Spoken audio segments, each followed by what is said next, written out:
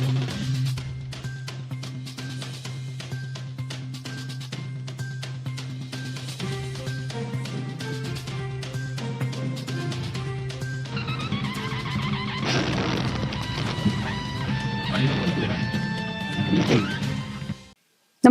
आपण पाहता हिरकणी न्यूज.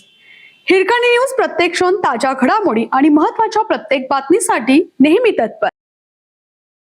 केंद्रीय सहकार मंत्री अमित शहा यांच्याकडून महाराष्ट्रातील सहकार क्षेत्रासाठी 3000 कोटी रुपयांच्या 2 मोठ्या प्रकल्पांची घोषणा. केंद्रीय गृह व सहकार मंत्री अमित शहा यांनी पश्चिम महाराष्ट्रातील सहकार आणि साखर उद्योगाला मोठी गती देण्यासाठी 3000 कोटी रुपयांच्या 2 भव्य प्रकल्पाची घोषणा केली आहे. यावेळी मुख्यमंत्री देवेंद्र फडणवीस, उपमुख्यमंत्री एकनाथ शिंदे यांच्यासह अनेक मंत्री, खासदार आणि आमदार उपस्थित होते.